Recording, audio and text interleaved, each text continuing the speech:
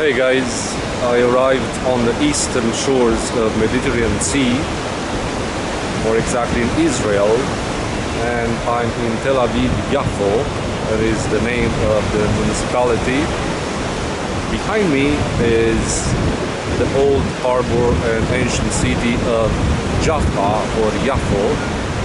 It is believed that it's named after Yafet, the son of Noah, and it has a long history. It is established probably 10,000 years before, and it was fought over so many times, and it has so many legends. One of these legends is related in Greek mythology with Perseus and Andromeda. Andromeda was chained on the rocks on the harbor over there, and given as an offering to the monster sent by Hades to destroy the city, but she was rescued by Theseus.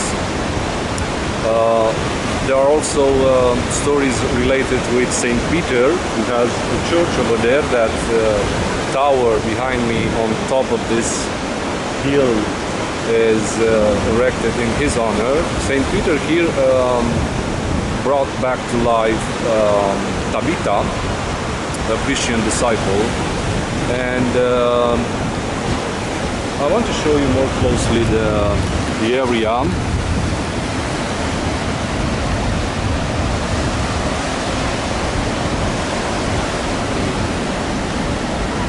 So over there on the top you see the tower of St. Peter's Church. Beneath its monastery, St. Michael. It is a monastery of Romanian Russian nationality. Over there it's also a mosque. It is called the Sea Mosque, probably the oldest mosque in Jaffa, or Yafo. Forward we have over there another tip of a minaret. It is the minaret of the mosque called Mahmoudia.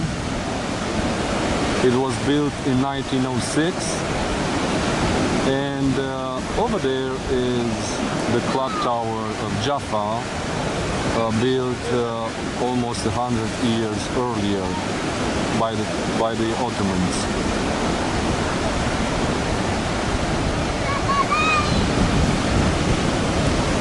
So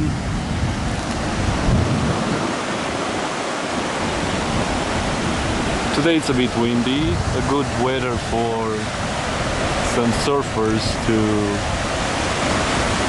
put to test their skills.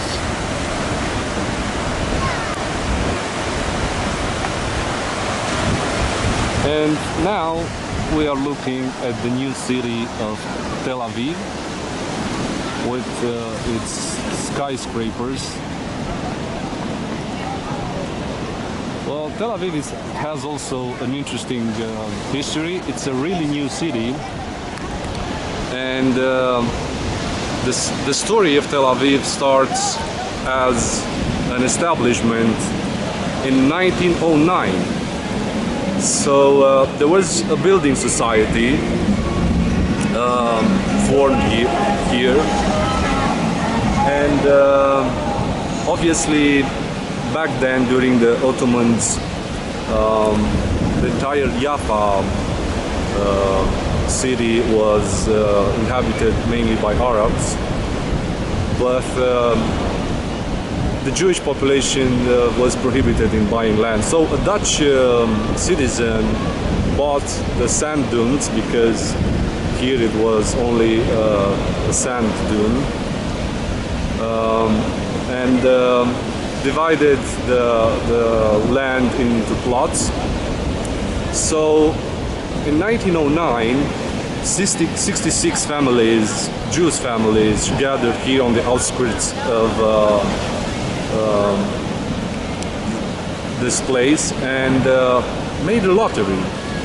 So Weiss, the president of this building society, gathered 120 seashells from the seaside, 60 whites and 60 grays. And on the whites one, they wrote the names of the families, and on the grays one, they wrote the plot numbers. So a boy extracted the white shells and a girl the gray ones, and that's how the plots were divided and given to Jewish families so they could construct their houses here. In less than 5 years there were constructed 66 houses, and due to the fact that in those times, like in almost the entire history with the exception of the last 50 years, the Jewish population were really persecuted. So the city grew rapidly. It was stopped in 1917 when the Ottomans decided to expel all the population from both cities, Tel Aviv and Jaffa. But the Jewish population came back the next following year when the Ottomans lost the First World War. So from 1918, the growth of this city behind me was pretty rapid, and by 1948 they declared their independence, and in 1950 Tel Aviv, being declared in 1910 as a city, grew a lot more than Jaffa, and Jaffa became a suburb of Tel Aviv. They united in 1950 under the name of Tel Aviv first, but after a couple of months they accepted also the name of today, Tel Aviv Yafo, in order to preserve the ancient name of Jaffa. So the name actually can be translated as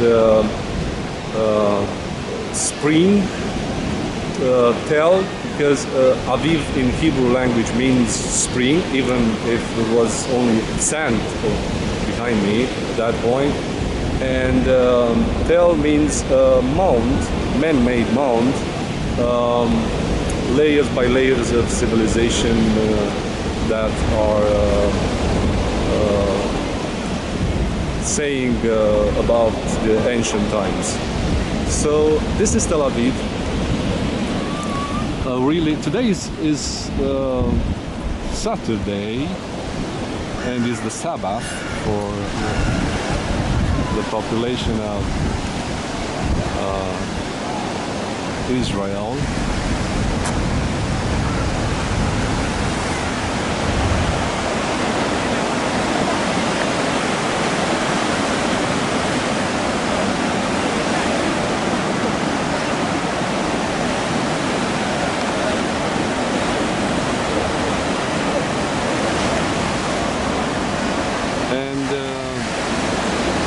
Being Saturday and they celebrating Sabbath, a good way to greet a Jewish person is to say Sabbath Shalom.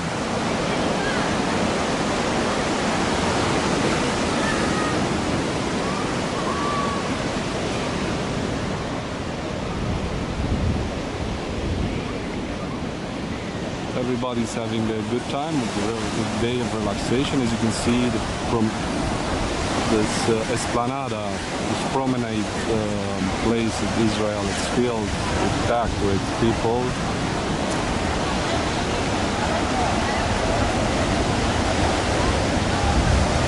So this is Tel Aviv Yafo, the first place that I'm visiting in Israel.